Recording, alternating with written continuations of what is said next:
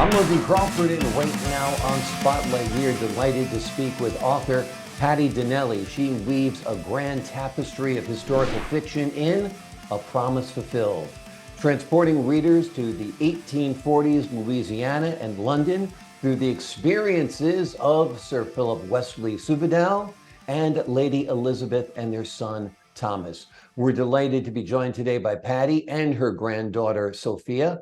We'd like to thank the folks at Good River Print and Media for helping us put her in the spotlight today. And we ask viewers like you to support writers like her by subscribing to our channel. Patty and Sophia, thanks so much for joining us here today on Spotlight. Thank you for having us. There you go. That was harmony. Thank you for having us. Excellent. Good to see you guys today. You have written quite a book, Patty. A Promise Fulfilled. Give the audience at home a broad picture of what it's about. It's about a young couple who was sent to America to start a new life and raise a family in Baton Rouge, Louisiana. It follows the couple as they settle there.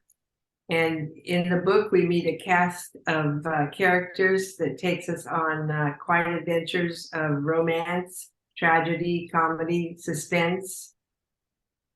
Sounds great. Now, are you familiar with Louisiana? Are you from there? How did you know so much about the area? I just did research, a little research, not much, but a little. It's just mostly fiction, so whatever you hear might be fiction. Okay, well, you use your imagination, and that makes for a good story, that's for sure. Have you ever visited Baton Rouge? No. Okay. Well, you got to put that on your bucket list since you've written a story about it. That's for sure. Tell us a little bit about the relationship between Thomas and the two slaves who raise him. It's a crucial element of the story. Oh, they became so close that it was they were inseparable. They loved each other. The Martha and can't remember his name. I'm kind of nervous. Oh, no worries.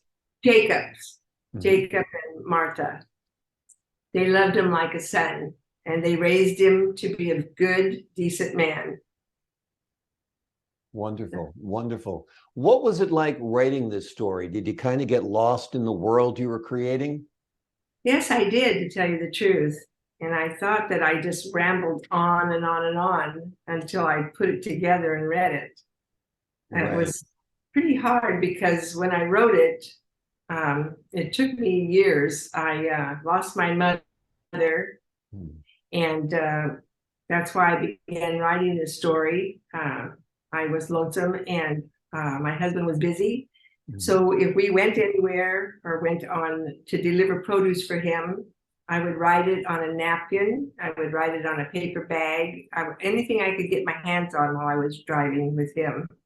And then I threw it in the box. And years later, I came across the box and I looked at it and I thought, oh my gosh, I have to piece this together and see what I could make of it. So I did. That's great. So you had to transcribe some of the notes and put them on the computer, or did you have Sophia help you with that? Yes, thank God. That sounds good. So a little teamwork as well. A laptop. Yeah. And that's kind of where I came in. She showed me this box, and we just got her going. I think we started a Google Doc and shared myself some access, and that's what happened.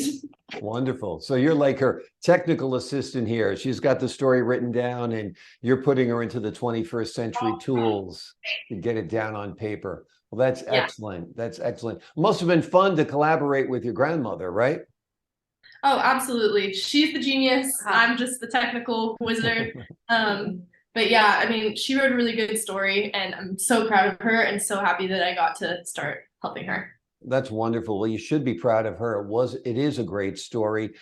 Were you the first person to read it? No, when I finished it, I sent it to I have 4 children, and I sent a copy to each one and had them read it. They're my best critics. And when they read it, they said, gee, Mom, it's pretty good. You should try to get it printed. And I said, oh, I don't know, if it's that good. Yeah. They said, yeah, you should really try.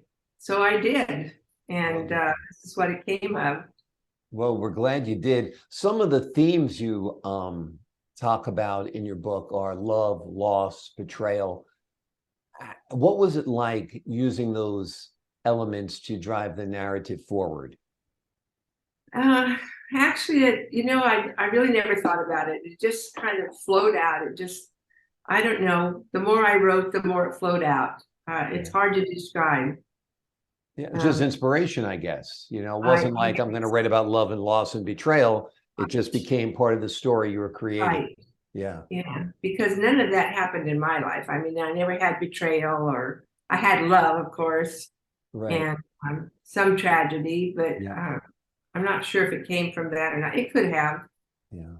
you Have know. you visualized A Promise Fulfilled as a TV series or a movie, perhaps? Some people have said it. From the movies that I see on TV and stuff, I don't know. I think they're far better. That's my opinion, you know. And I thought, well, maybe there could be a sequel to this one if it ever became something.